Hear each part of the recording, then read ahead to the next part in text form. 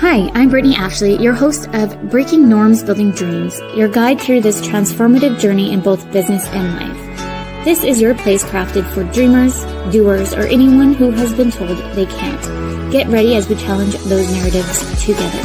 You're tuning in live to the United Public Radio Network, airing on 105.3 and 107.7 FM in New Orleans. We are streaming on all the popular platforms every Monday at 3 p.m. Eastern Standard Time. Join me for a candid and thought-provoking conversation celebrating your unique journey because you are worth it. Hello, everyone. Thank you for tuning in today. You're listening to Breaking Norms, Building Dreams. I'm your host, Brittany Ashley, and we are broadcasting live on the United Public Radio Network and UFO Paranormal Radio Network, 105.3 and 107.7 FM in New Orleans. Get ready to escape the next hour with me, with Jill, to break norms and build dreams. Hi, Jill. Thank you so much for coming on today. Oh, it's my pleasure. I'm so happy to be here with you. I'm so excited to have you. For some of the listeners who don't know who Jill is an author, speaker, and a host of Grow Like a Mother podcast, which is absolutely amazing. If you have not listened to it, please go listen.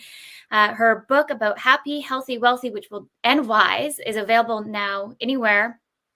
Is it anywhere? Anywhere on Amazon? Amazing. Everywhere.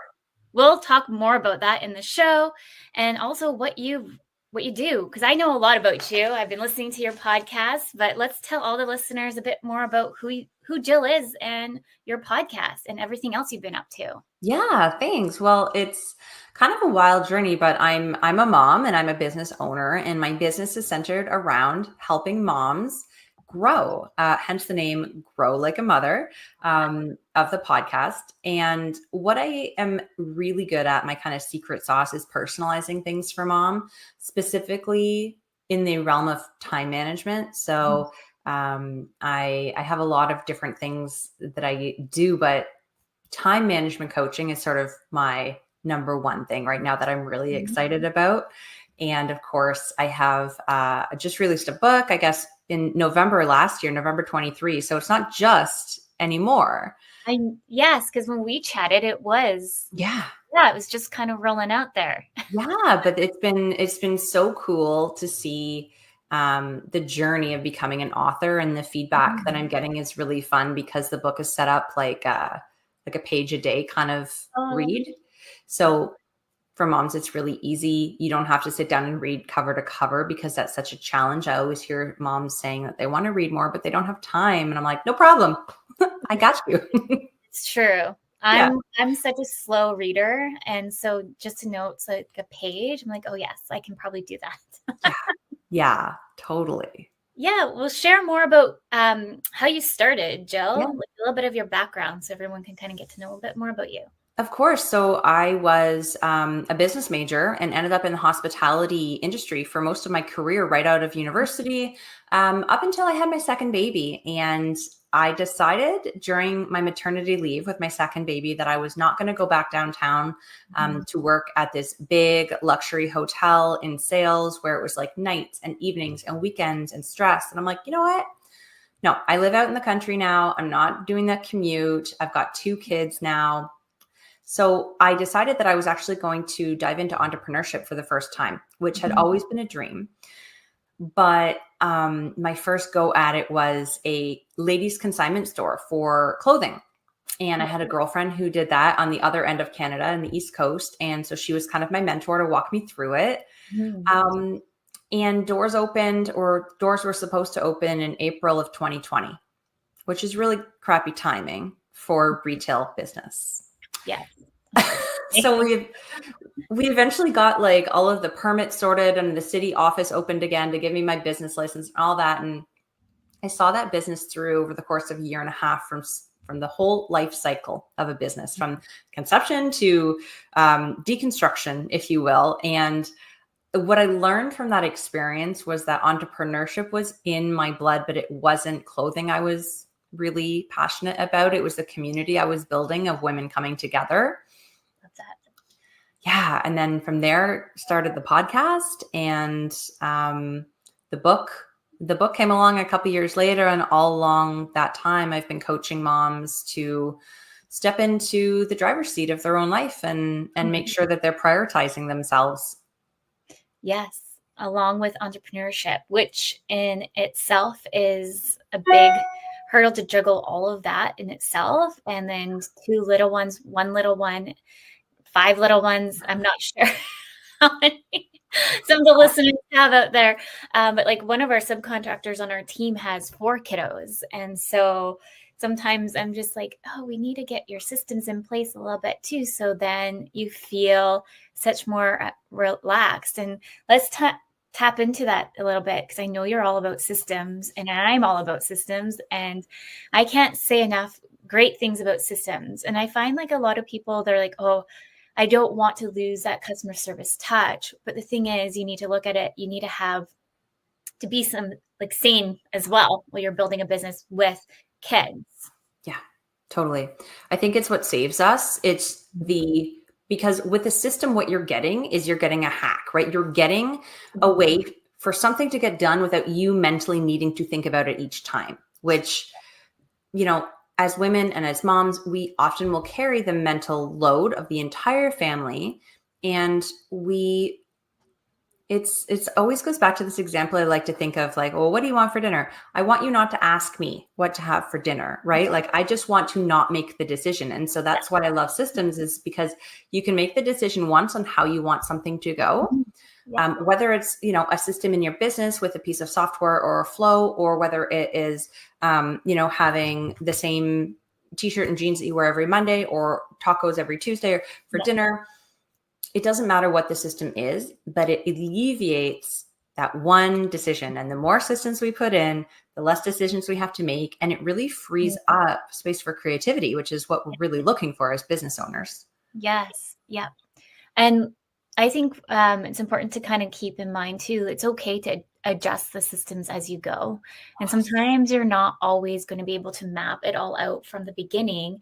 Because I find when I've talked to a few and they're like, oh my goodness, I don't even know where to start, and get overwhelmed. And then they just kind of shut down and they don't actually sometimes even implement. But sometimes we can just start small. So if you're just starting a business, what are like the little things to kind of systemize that? So maybe the discovery calls, maybe there's only set amount of days. So putting boundaries in place are really important too, knowing the boundaries, like your non-negotiables, I like to say, and then building systems around those to help you kind of feel a little bit more control. I know with myself, when I first started my business, I was like, how am I going to run this business with an 8-month-old? And who still needs me, still breastfeeding, all these things, and still trying to build a foundational business. So then I don't have to go back to a 9-to-5. And then I was like, oh, because luckily I worked in tech. So I was like, you know what, this is where the automation needs to come in. And I kind of went on my own venture. And like right now, this year is my years to like, the business now has been about 5 years, give or take. And I was like, the system doesn't work for me anymore. I'm starting to do things a lot more manual than I need to. And there's no point of having any systems in place if you're finding that you're doing like the stop go game. So like I was just telling you before we came on live here, this is the year for system cleanup, system refresh, brand refresh, all the fun things. And I'm excited. And that's kind of been the same for me, actually. I finally left my 9-to-5 in February of this year, and I'm like full-time. Yeah, it's great. So full-time entrepreneuring now. And the thing that I loved most was having the time to like set a solid foundation for the business, so that when I want to gear up, I'm ready. And it's not like I'm scrambling, and it's not like I can't keep up, because when I want to turn that faucet on, and I'm not, I didn't want to turn the faucet on until I knew that everything was in place. And that was always really important to me, like just in my body, feeling safe in my business, Yeah. And I find, I love systems. I can't say enough great things about systems as you do, but with the system piece, I find that a lot do get overwhelmed with it. And it's good to just kind of get on strategy calls, or just talking with maybe other fellow entrepreneurs that are within your industry, just to kind of pick their brain, to kind of see what they've done. If this is something completely new to you, will help you kind of feel a bit more at ease. But for me, myself, like looking back, I'm like, I've changed this business so many times that I feel like I always joke that I'm like a hippie, but I didn't know that you were in the hospitality industry. That's so interesting because that's also, I came from that background as well. Oh, And wow. so myself, I'm always like customer service driven. So Mhm. how can I implement that within a system, time frame or anything like that? So maybe you have some input on there. Yeah, I think something that you said earlier really I want to make sure people hear is that you can change your systems. Hmm. They're there to support you for the season you're in. And when your season changes, not if, like when, because everything is always updated, you need to make sure you're updating your systems and making sure they match, right? It's like as you go through your life, you update your wardrobe and make sure that it still represents you and fits you and feels good, right? You update your nutrition plan or your exercise plan, or Hmm. you update your relationships. Sometimes you update the way you parent. So making sure that with our systems, we're really checking in, Mhm. often, whether it be every quarter or whatever feels right for your business, but saying, hey, does this still support me in my goals? Are my goals the same or have they changed? And Mhm. trust yourself to make the changes that are necessary. And you can't feel, I guess bad might be a weird word, but don't feel badly that you are changing things, because it's all growth towards that next thing. You're constantly changing. That's what business is about. And I think also, to add to that, think of what makes sense to you. So for me, like, I don't have my phone number on the website. Mm-mm. I will never have my phone number on the website. One, because I don't like phones. I think working in the industry, the tech industry, I was like, because I was admin for a bit there, I was just hated the phones. So just kind of like a PTSD, a little bit triggering for me. So I'm like, I Mhm. don't want phones. And you know what? It's okay if you don't want phones. You can still mold the business into what makes sense to you. Yeah. And so, no, but I remember I was talking to someone and they're like, or no, they sent me a message actually, because I have like a chat bar up on my website, and they're like, why don't you have it? Like, they're getting angry with me.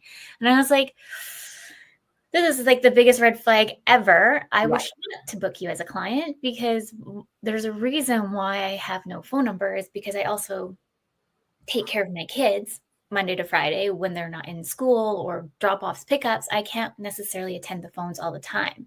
And so the phones just don't make sense to me. I lot them in when I put those boundaries in place. And so just being really aware of your boundaries and your non-negotiables with having kids, parenting, is really, it's an okay to say no, is what I'm trying to say. Oh my God. Yes. And it's okay to ask for help when needed too. Like those are the two things I find that most of my clients just, it's so hard to say no, and it's so hard to ask for help, but Yeah. creating the boundaries. And I like to really think about boundaries as, instead of putting up a wall and saying no to something, boundaries can feel also like, um, discovering or claiming what it is that you need and figuring out how to get that thing, Yeah. right? So a boundary could be, I need this uninterrupted time with my kids where I'm not worrying about the phone when it's dinner time or bath time or whatever. And so Mhm. how do I get that thing? The boundary is making sure that my phone number is not on the website, right? The boundary isn't, I refuse to answer the phone, I don't want to talk to my clients, and sorry, this is my way or the highway. That's not the boundary. The boundary is based on what you need in your Mhm. life to make it a sustainable business, so that you can show up from a place of like balance and be able to create the product and the service that you're trying to provide for people. Yeah. I know you and I talked a bit about this too. Like, my kiddo is going in to get autism testing, and we're going through the venture of understanding more of neurodiversity. And I am neurodiverse. I'm self-diagnosed with ADHD, but I do have dyslexia. And so finding more about that as me as a mom, and then trying to navigate that with the kiddos, like having those time structures are so important, because taking them to the different doctor's appointments or just being a little bit more present is so important. So maybe you can shed some light on some time management strategies for anybody Oh, I listening. know. Yes. And I mean, we can even tailor it to like momming an autistic kid time management Mm. strategies, because I am there too.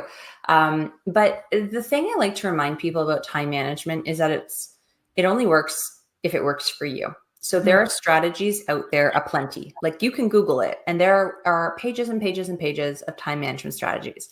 But the thing is, not all of them are going to work for you. I'm actually working on, it's coming out next month, but it's a quiz, like to determine what is going to be the best set of tools for your specific personality type for time management.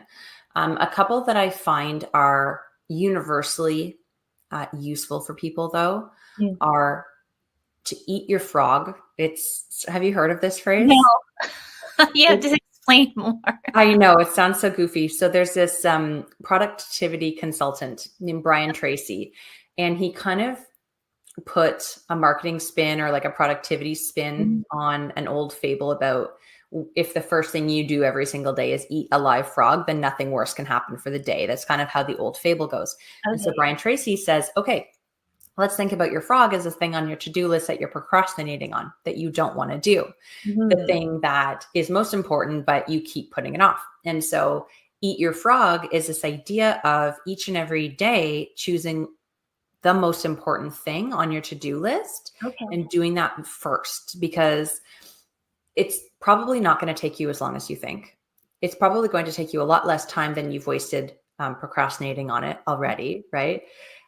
It always, if you accomplish a task first thing, especially one that you are feeling hesitant towards doing, you get some momentum from having accomplished the task, right? And so you go into your day having accomplished this big thing. And even if it takes all of your energy and you really did hate it and you just took everything to get through it, you know, you've done the most important thing that day. And if you have no energy for anything else, that's okay. You did the big thing. Yeah. I like that. That's so true. Yeah. I'm just like thinking about that right now. This whole weekend, I've been like hyper focusing on trying to get everything in place, because I'm really hoping this summer I can like take a little bit more of a step back a little bit and just know that the systems are finally clean or the new website's up. So I've been pushing really hard, but it's been hard. But I like your idea there with, is it called the frog approach then? Yeah. Eat your frog. Okay. Yeah. Eat your frog approach. Because really sometimes you don't want to start, like with me, like I know my bookkeeper is like waiting for me to get back to them, and I'm trying to get everything in place too, because for us, it's considered, we have to do our taxes in end of June. That's when we fall on for the corporate tax. And luckily, like I was smart to pick that time frame, so it's not like at the craziness of personal taxes and then going into the wintertime. I purposely picked then because I knew it's like the perfect moment of chaos. But I'm like thinking here, I'm like, oh, I just need to get that piece done. But then a part of me goes off to the other side. Right. Shiny objects syndrome. Yeah, you're like, oh, I'll just do all the 100 other unimportant things and feel like I'm super productive because I can say I did 100 things, but if they're not moving the needle to get you toward getting your, books to the accountant, then they're not important. Exactly. Yeah. That's the thing, is we need to really start to think about our time in terms of value exchange almost, right? I think burnout happens when the energy we put out isn't being reciprocated back to us. And so we really need to make sure that we're focusing our time on things that are valuable to us. So we're kind of getting that return, not necessarily a tangible return, but a value return nonetheless. So that if you're spending time, cleaning your house, but at the end of the day, it's always just, if you've got little ones like we do, continuing to be messy the second after you finish it, you're not getting the value return. So that's not a good use of your time, right? Same thing as you would consider budgeting your money. Consider budgeting your time around things and putting the most important things in first and then working the rest around. It's kind of like, have you heard of the analogy of like stones, rocks, and sand? No. So it's this idea of like, if you have a cup, right? And the big, you have like 3 stones, let's say, on how to spend your time. So your big stones or rocks I guess the rocks are the big ones. The most important things you need to do, or the most things that are valuable to, like family, freedom, fun, something like that. So you put your big rocks in the cup first. Okay. And then you put in the stones. So the stones are the smaller things with regards to your time and your values. So that might be like Getting out in nature or like having friends and working out. So the stones then fall, but there's space under the rocks. So you can, the stones will fall. And then the sand is everything else. But if you had put the sand in first and done everything else first, and then put the medium stones in, you wouldn't have space at the top of the glass for the big rocks, the important thing. So it's the same idea, is that you put the important things first in your glass and everything else will find space, but your important things are done first. Yeah. I feel like the more you explain that, I was like, I feel like I've heard this, or maybe I'm having like a deja vu moment. I don't know. Yeah, I didn't explain it very well, but the idea is like, do the important things first and there will be room for the other things. Yeah. But if you do it the opposite way around, there's often not enough time dedicated at the end to the important things. So do it first. Yeah, no, I love that. And it's so true. I find, especially with like ADHD, I kind of go all over the place. Yeah. And so like just trying to take that moment to really focus sometimes on the important things is super hard.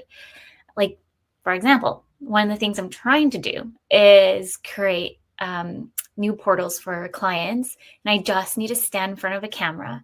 And the thing is, these videos need to be done because everything like the automation's done, but the videos for these pieces are not done. So I can't push anything live.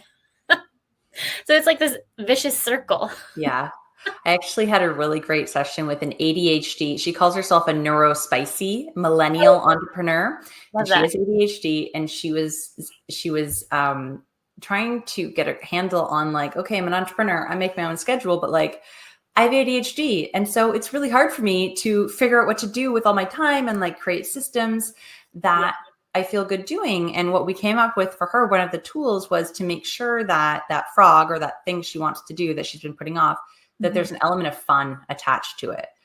Yes. So I'm like, okay, either if it's something to do with writing, like grab stickers and fun colored highlighters and markers, or if it's recording something, if you sit at your computer and watch maybe or record, grab a bowl of ice cream or like some popcorn or something and bring that in, or whatever feels fun to you. But if you add that element, that's going to help secure it together. Yeah. Yeah, because I get bored so fast. Yeah. Like it's ridiculous. Like I always joke, like I'm the worst virtual assistant if you ever need me, because if I know how to do it, then I'm done. Like I'm like, it's done, one and done. To the next. Totally. What else can I learn?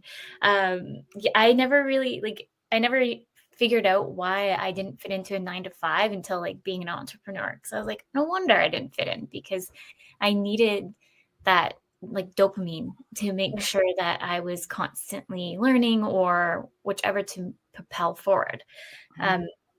I just want to talk about balancing responsibilities a little bit, because as moms, parents, we have a lot of responsibilities. How do you balance and juggle everything in between?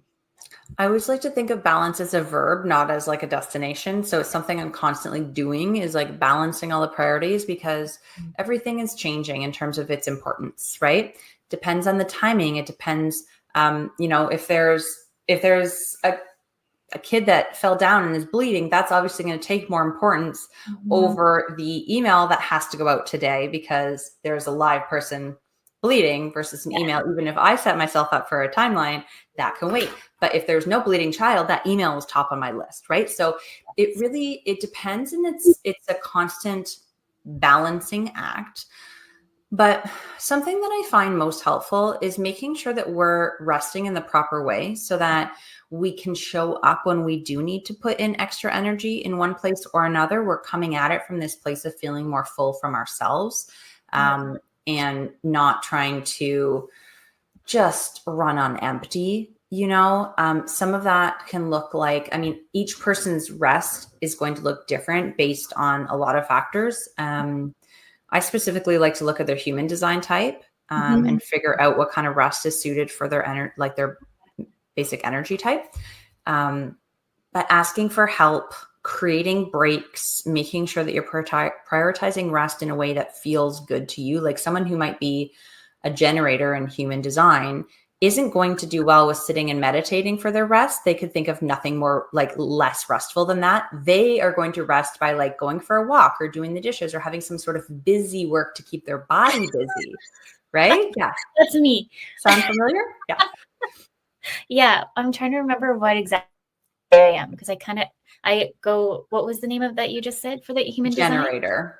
Yes. I'm a manifesting generator. Okay. So a manifesting generator is an interesting one because you're kind of a combination of the two, and you could fall on either end of the spectrum, like more generator like or more manifestor like, right? Mm-hmm.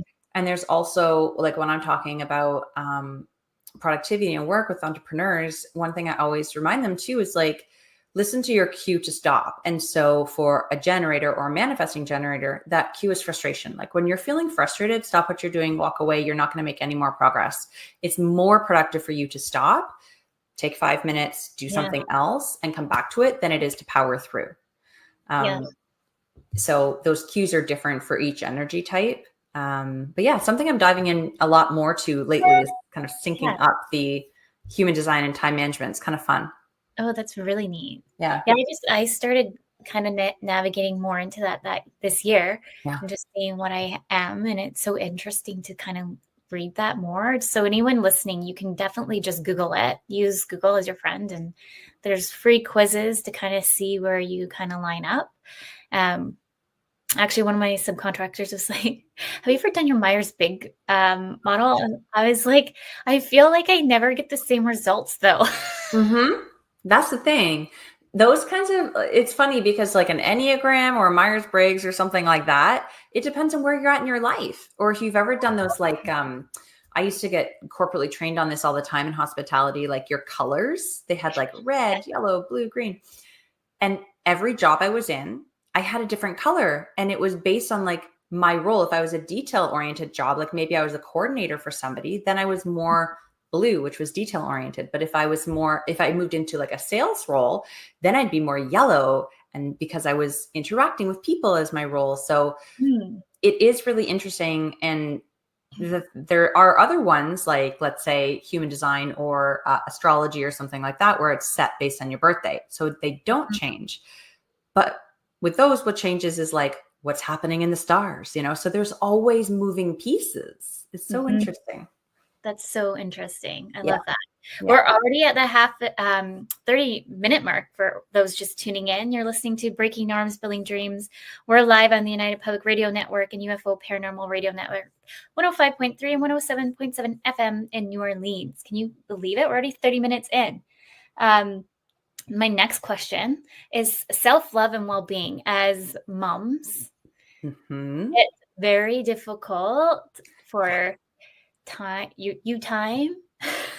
It's so hard because of it, especially in the beginning of your baby's life. Each and every baby, you're going to experience this over and over, is that they need you so much more in the beginning. Of course they do, right?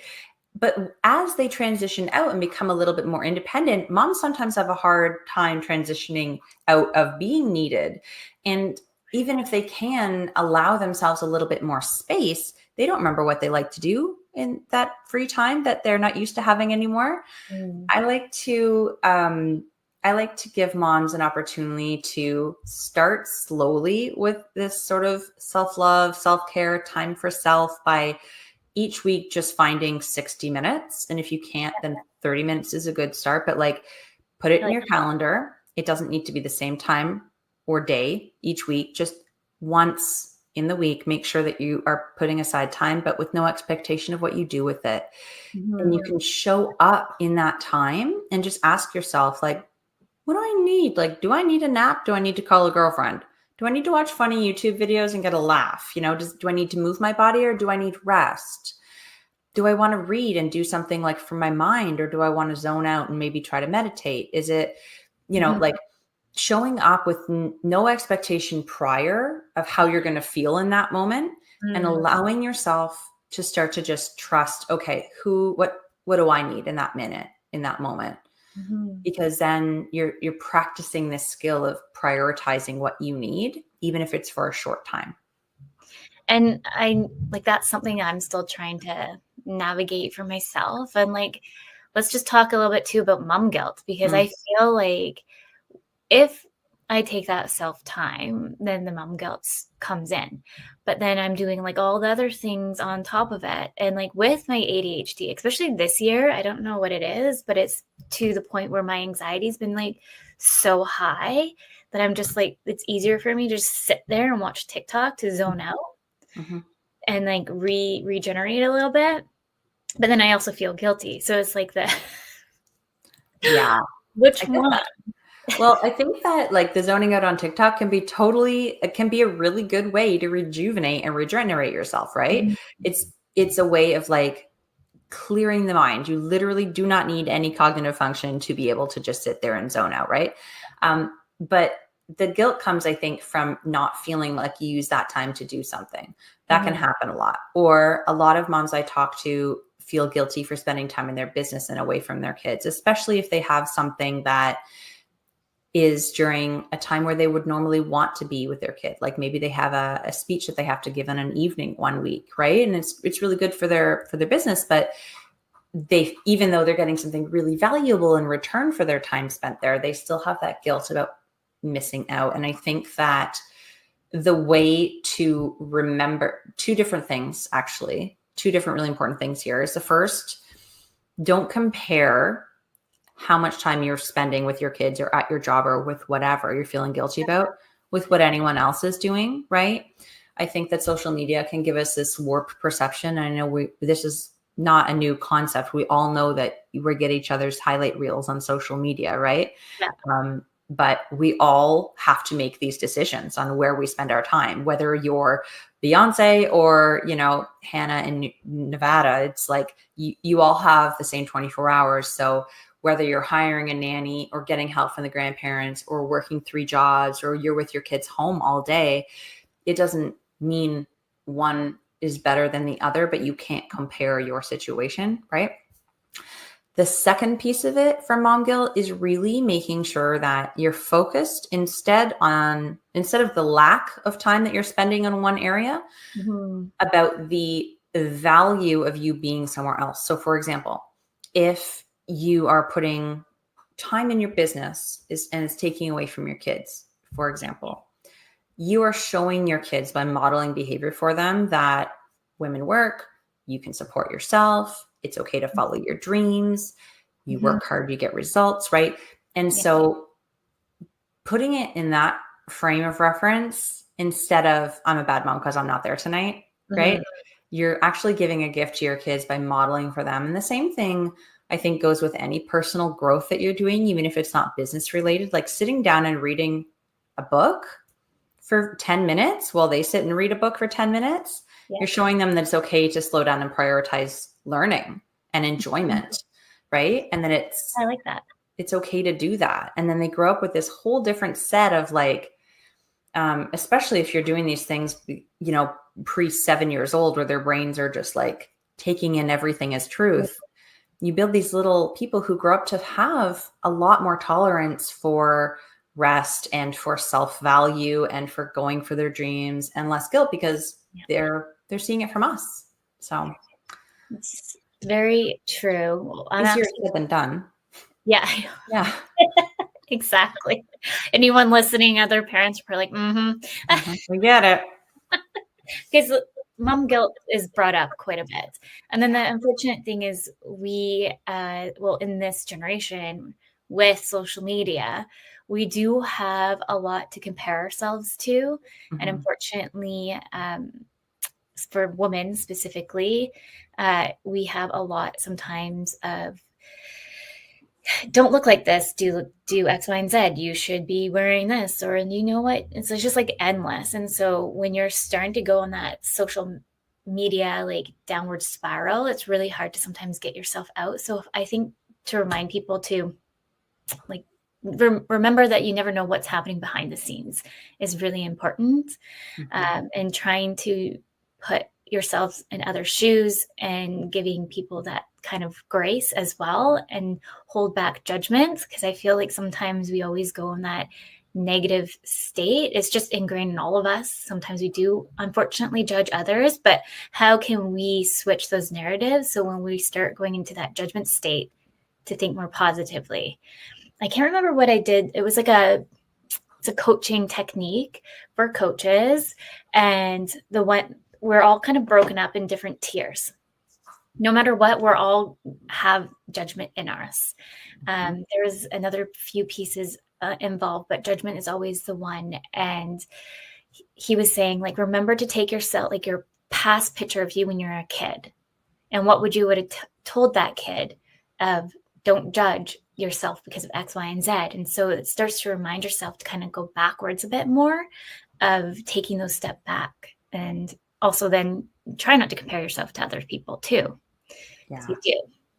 I love that. And it's the same thing you like with your own kids. Just what would you tell your own kids in that situation, right? Or what would you want them, how would you want them to start going through their lives thinking about things with less judgment on themselves or on others, right? Like, yeah. Yeah, 100%. This is a funny thing that happened on the weekend. We're going to rewind this for my daughter's wedding if she ever gets married. So we got a phone call from the principal, and they're like, oh, we don't know how to tell you this, but your daughter ate some fertilizer. Oh, God. Like, oh.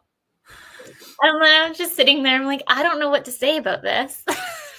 That's a first. Yeah. I'm like, that's a first. And they're like, can we just make sure that we tell them not to eat things off the ground? I'm like, oh, 100%. That will be our first discussion when we get her. And I was like, you know what? She probably has been influenced. It's my first thought. And when I went to go pick her up, there she was, hand in hand with another little girl. I'm like, I knew it. Yeah. And just like our kids are having these influences all the time, so are we, right? Like it's exactly. Yeah. Would you just think the young self if you were influenced to go get told, by the way, she's fine.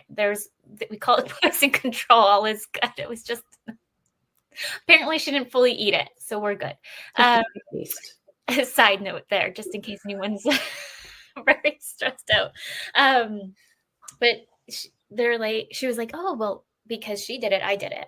And so you have to start thinking too, just because you're a parent going through something and looking at social media because they did it doesn't make sense for you to do it. Yeah. Like maybe not eating fertilizer, but just to kind of put that a little bit more in perspective, a bit more. Yeah. And even we can take that further and talk about trends as business owners, right? Especially in the lens of social media, in the TikTok reels or like the voiceovers or whatever the dance trend is, right? Like just because that's a thing that's out there doesn't mean that that is the right thing for your business. Like really remembering to trust in your brand, what feels natural and right to you, showing up in ways that are authentic instead of getting wrapped up in all of these because they're never going to stop. What does the algorithm say? What is the popular trending audio right now? It's like, if we can stay in our lane and focus on what we know works and what we know is true for us, we're always going to get better results than spinning our wheels trying to chase the shiny new thing. 100%.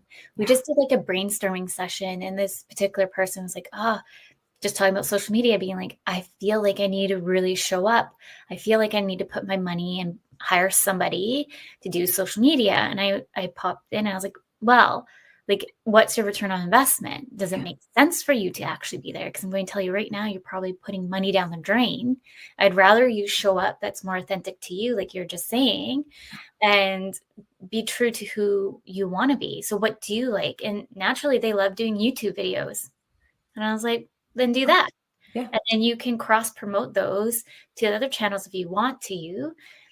Use like a social media management tool to cross promote.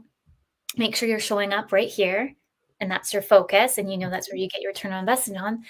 And voila, you're still tapping everywhere you need to, but you're still being authentic to who you are. Yeah. And I feel like because there's so many marketers, there's so many pick a niche or all these things. I think like even to this day, I never niche down, and I'm a marketer. Yeah. I just say just whatever feels right. And if you feel like you're in alignment with those clients or those prospects, then really nurture them, and one thing will lead to another. Yeah, with the business and momhood, I want to ask about being present, because we talked about self love, balancing time management, but how about being present? That's a really hard one because we've got like, I always like to think of them as like B reels in the back of your mind. Like, even though you're in something, there's other stories playing. Oh, I gotta do this. Can't remember. Can't forget this. Or what am I gonna do about this thing? Oh yeah, the school form that needs to be signed, and like all of these stories, thoughts, and seemingly important things running in our brains at all time, which prevent us from being present. And this morning I realized, like, our phones. Obviously, I'm sitting on the couch with my son trying to check an email while he's doing something on his phone, and he's just quiet. But then he's like, well, watch this thing with me. And I'm like, yeah, but one sec. I just need to, like, real quick do this one thing. Right.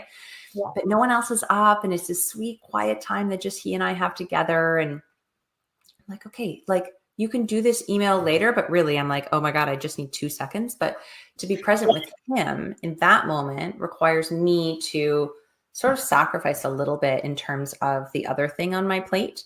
Mm-hmm. But knowing that, I always like to set up my day to know that I have 20 minutes set aside to do those types of admin things in pockets throughout the day, maybe, so that I'm not stressed about, okay, if I don't do it now, that's fine. I'm not going to forget, because I know coming up, I've got that time set aside to do that. That really helps me. Another thing that really helps me to be present in whatever role I'm in, whether it be like girlfriend, mom, business owner, Mm-hmm. is having like an opening routine and a closing routine for the job. So, Yeah. for example, when I sit down to work, I always like light a candle, set an intention for what I want to get done, or like how I want to show up in that time. And when I'm done my work for that time, it's always, okay, blow out the candle, shut the computer screen, like, off I go. Um, Mm-hmm. at the times where I'm transitioning into picking my kids up, it's always, okay, specifically like after school pickup, because I've had my brain going a million places all day for my job, right?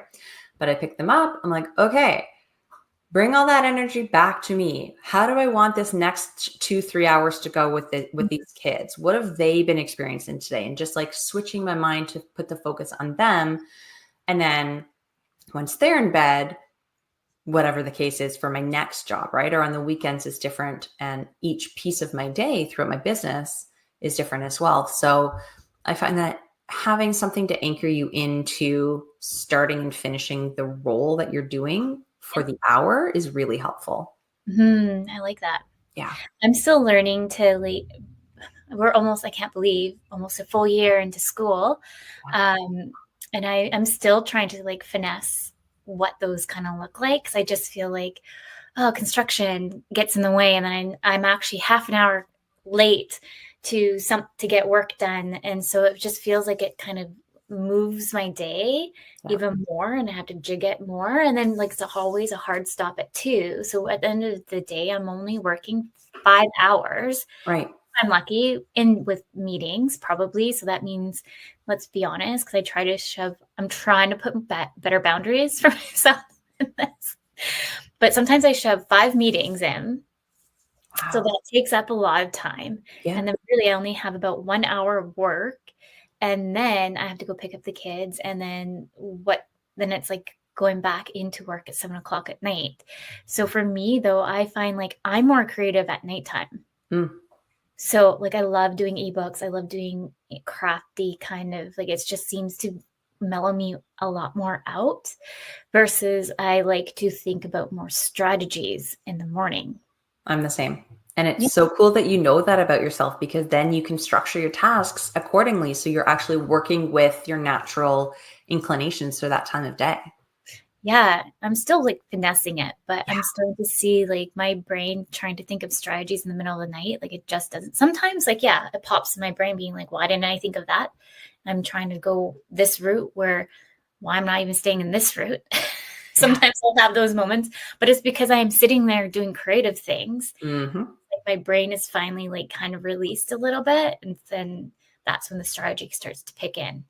So And that's kind of like the secret recipe for rest and creativity, is that there's going to be more space in your mind for these strategic things to come in. Like if it's so busy and you're in everything and it's chaos and you're working hard and focusing, there's no space for those creative ideas and nudges and outlets to come through. They'll often come through in the middle of the night, right before bed, or in the shower, or when you're driving. Like that's when your brain is off and there's space for it. So yeah, keep a notebook by your bed. You should do that. Yeah. No, I get so many like ideas. Yeah. And I'm like, I'll remember that. And the next day, what was that? I'm like, meh. Come back to me. And then it never does. Maybe we should, because I'm looking at the time and I want to, we taught on your book there. Yeah. Happy, healthy, wealthy, and wise. Yeah. Do you want to speak a little bit more to? Yeah, I'd love to. Yeah, please share more. You. The book is kind of, it's been like 2 decades in the making, honestly. I didn't intend it to be a book. I love to tell this story because it's just so ridiculous. When I was in college, finishing up university, right, I had some pretty bad anxiety and I was going through therapy and I was learning a lot through personal development, growth and books and things, because that was all that was really available back then, was like books, right? No internet to speak of. And so in my computer, in a Word document, I started just noting down, like bullet point form, the tools that I was learning that could help me when I had some overwhelm or anxiety, because when those moments popped up for me, I forgot everything. And it was only like later that I learned that the part of your brain that can retrieve information actually turns off when you're in like fight or flight. And so of course I couldn't remember those things. Yeah. But I just felt like I was struggling so much and I knew I should know it, but it wasn't accessible to me. So I would just go and open up this document and be like, okay, cool. I'll try that one. Okay. That one didn't work. Here's the next one. Let me try that. Right. And as I continued through adulthood, I continued personal growth. It's just sort of something I've always been interested in. And I would just add things. And whether I learned them from a podcast, a conversation, a book, whether it was just like an epiphany that I had, or someone said something that triggered something, and it just kept growing, this Word doc. And eventually I was like, wow, this is a lot of pages here. And I should really do something with this, because it's been so helpful for me that I know it can be helpful for other people too. Because if I'm not the only person in the world with anxiety who forgets their tools when they're in, crisis state, or even like low grade crisis state, just like feeling overwhelmed, like, oh God, what should I do? I have no idea. Oh, well, take a few breaths, right? Or maybe practice some gratitude. So I eventually, I collected all of these little pieces into the 4 pillars of happy, healthy, wealthy, and wise. They all fit into one of those themes. And so the book is really just set up as those 4 chapters, and each bullet point that was in my Word doc is a page. And then it's coupled with a quote, an affirmation, a journal prompt, a question, something that relates to that thing. And the idea is that you pick it up, read one of the pages, flip through, find something that's going to speak to you that day, and use it either as something to reflect on before bed or first thing in the morning, so that you can kind of keep it top of mind for the day.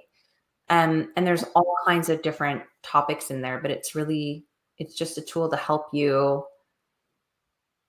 live better, live an extraordinary life, but without having to do anything crazy to get there. Love that. And any of the listeners listening on actually, maybe I'll just put it in the chat too. Yeah. Let me just open it. It's right here, looking at the front here is the name of the book, but just let me put it in the chat. So anybody listening on the fly, they can grab the link to the book. Totally. And you mentioned that they can get it on Amazon. Yeah, it's on Amazon, Barnes & Noble, Chapters Indigo, Walmart, Target, anywhere. Amazing. Yeah. I grabbed it. There we go. Awesome. The chat here for everybody. It's just pushing out for everybody. And then we also have, that's kind of gearing through. There was the other item here, the framework. Yeah, so that's the framework that we chatted on. You want to tell everybody about that? The one-to-one coaching. That's my favorite offering right now. I call it Time Magic. It went through a few renditions of like, what do I call this thing that like doesn't feel boring. Basically, it's hard. I think it's really hard for people to commit to taking time to do something, to learn about time when they feel like they don't have enough time, you know? So I always say, if you spend 2 hours with me, you'll get an hour back in your day every single day from the tools you're learning. So it's well worth the time you're spending. But we go through and we start with a quiz to figure out like what personality type they are, so I can develop a toolkit specifically for them. We talk a lot about weekly planning, self-care practices, boundary setting, and do a lot of breaks in between to integrate what you're learning and also to implement the tools. So at the end of the time together, we sit down, do a couple of things, and we meet up 2 weeks later so that we can check in, like, what happened with these past 2 weeks? What tools have you tried? What have you not? Where do you need further support? Can I offer some more tools? Because I always want to just like give and give and give, but sometimes it's too much all in one session and you need a break to like try them. A little break. Yeah. So no, it's super fun, and it's totally personalized to each person. Like, what are their external circumstances that they can't change? How many kids do they have? What is their job like? How much support do they have in their circle? You know, like, what are the time commitments that they have? What do they want to do that they're not doing? All of these different pieces come together, and they walk away with this feeling really confident and solid that they're able to do the things they want to do without feeling stressed out. And we eliminate a lot of that guilt through the session too. Love that. Yeah. I always say everyone needs a coach. Yes. Totally. Doesn't matter if you're in business, life coaching, whichever, everyone needs somebody to talk to. And one of the previous shows we mentioned, like, it's okay to kind of go through the ebbs and flows of like meeting other coaches, because sometimes it takes time to find the right fit for you, or counselor. Exactly. Alon, who was a counselor, and that was one of the other topics that we kind of touched on as well. It's just kind of like when you're looking for a service or even a piece of clothing, you want to try it to see, make sure it fits. Yeah. It's not like if you go into a store and you find a t-shirt that's not quite right, you're like, I'm done with t-shirts. No more t-shirts for me. You know, like, you're not going to find the right one in the first time necessarily. The same thing is true with a therapist, a coach, a life partner, like a friend, all the things. Yes. 100%. Yeah. So always make sure you also try to go on discovery calls too, and just get those little kind of connection pieces. Yeah. I'm just looking at the time. I thought maybe we can end with kind of wrapping up on like mindset and positive thinking. Mm-hmm. I feel like right now I've been meeting a lot of different entrepreneurs, moms, parents, and unfortunately with the market here all over the world, Canada, it's been interesting for a lot of entrepreneurs. I know a lot of people are losing clients left, right, and center. It seems like I just feel like we all just need to ride the wave. And one thing, like what we're doing, is fixing our systems, a slight rebrand, I would say, and thinking of different kind of strategies of adding on more services so we can accommodate more to these changes. But do you have any tips and tricks for a positive mindset? Mindset is something that is integral for no matter what you're doing in life, right? It's one of those pieces that is a constant practice. And the biggest piece of it for me is just remembering that you can control it and that your mindset dictates every piece of your life. So there's a lot of benefit to mastering the mindset and to being in control of the thoughts that are going through your head, because they do present your reality, but it's also an enormous task to be focused on that all the time. It's exhausting, right? So when I'm first talking to people about mindset, the thing I try to get like clear on is that it's always impacted, like it's always there. Mindset is always there, but it doesn't need to be top of mind all the time. It's good enough to start small. Yes. It's good enough to catch yourself if you're having a bad moment and have some tools to change that mindset. I even learned one from my hypnotist the other day about like when I go into stories and spinning about self-worth, right? As a business owner, like, oh, my product's not valuable. Oh, no one's going to buy it. Blah, blah, blah. Like we all have these stories, even though like people are buying it and it's fine. We still have them. Yes. She's like, just grab something, like whatever, and just slowly start to move it from hand to hand. And what this does is it like disrupts your brain pattern. So the story stops, right? It's the same thing. It's not necessarily demanding of yourself to have a positive, growth focused, abundant mindset all the time. It's noticing where you're at, and in that moment, just making a small shift. Of course, you need to know the tools or learn the tools that work for you. But one thing I heard that really stuck with me was, if you imagine a scale of emotions, right? And you can find these on the internet. They're like high emotions are like love, gratitude, whatever. And then you go down and down and down. And at a certain point, it's like neutral emotions. And then you get into like fear, hatred, resentment.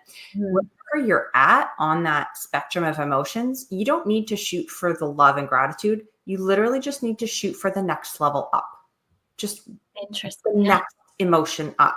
Right? Something different than where you're at. And that is a mindset win. And the more that you do it, the easier it becomes, because if we can move something into the subconscious mind, it becomes a habit. We don't need to think of it anymore. And mindset's the same. We can do that with our mindset. And one tool that I find very effective for that personally is hypnosis. Never tried hypnosis. Yeah, I love it. That's so neat. Yeah. Oh, well, thank you for that. Yeah, I find that's definitely something I've had to master along the way, but I'm not by any means by any expert.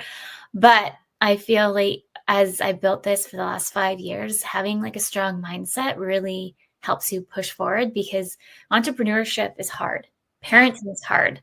So the combination of the two is just, how can you look more positive forward in whatever shape and form that might look like to you, will help you kind of take that one negative step back forward again. Yeah, absolutely. Well said. Yeah. Well, thank you, Jill, for coming on the show. I'm so excited for your book. I'll have to get it.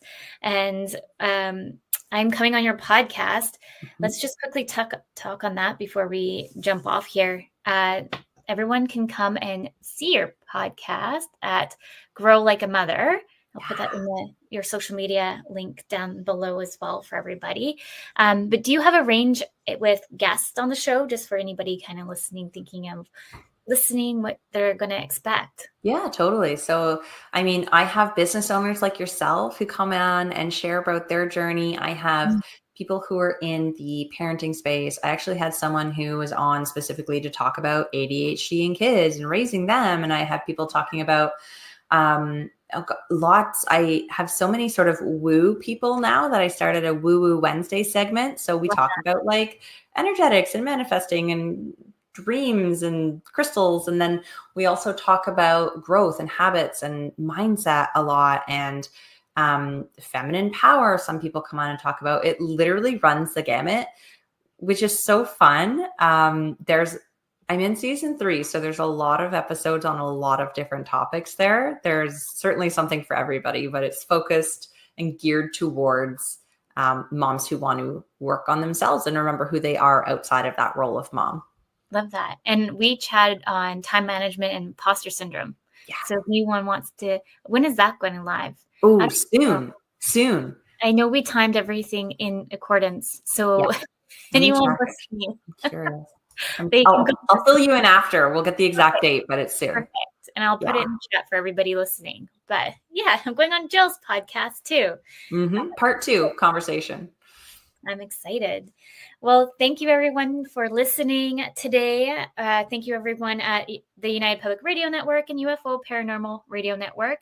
Next week, we have Nadine coming back, who is a life coach, mom coach, all of the great things. She comes in every month. So I'm excited to have Nadine back. So with that, next week, remember, your journey is unique and your worth is unquestionable. Thank you again, Jill, for coming on.